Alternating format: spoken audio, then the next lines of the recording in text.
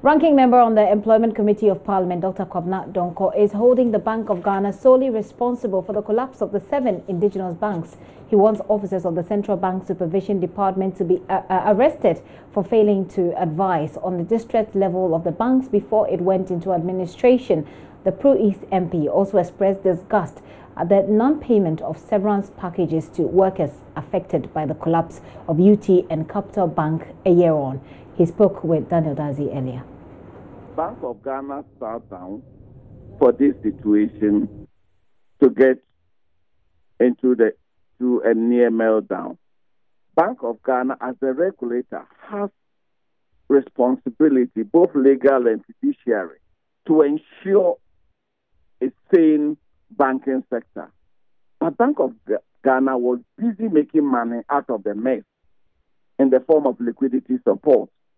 For Capital Bank alone, over the period of liquidity support, Bank of Ghana made over 250 million cedis in interest charges. And therefore, I am not surprised there wasn't the desire to get the situation arrested as early as possible. If the banking supervision, which is a key function of Bank of Ghana, if banking supervision had been effectively done, the signals would have been picked up far earlier and the situation arrested. But Bank of Ghana has behaved as a political institution rather than as a regulator. Bank of Ghana owes thousands of workers who have lost their jobs and an apology. And yet no jobs have been lost at Bank of Ghana. That department and their managers, their bosses, must not lose their job for the relation of duty.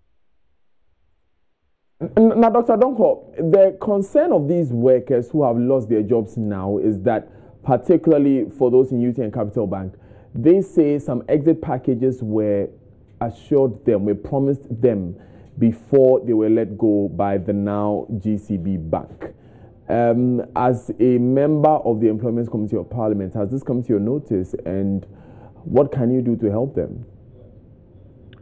Well, I'm speaking in my personal capacity and not as a member of the committee and as a ranking member as that. In my personal capacity, I think Bank of Ghana must make provision to pay these workers. Whatever they are due will not be bigger than what Bank of Ghana made from the mess.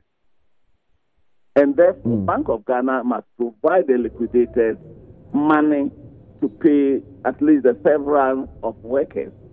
Later, when they dispose of the assets, when they liquidate the assets of the entity, Bank of Ghana can recoup their money. Will you be using your high office to demand that the bank does this? Would you be using your high office as ranking member to demand officially through a question, an urgent question on the floor or whichever other means that the Bank of Ghana does this?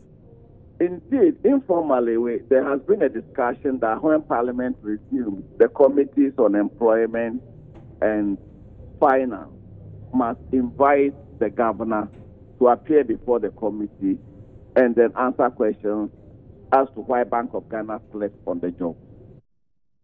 Dr. Kwabena Donkor, the former Power Minister, speaking to Daniel Dazi earlier on the Midday News. You're still watching The Pulse with me, Gifty and up here.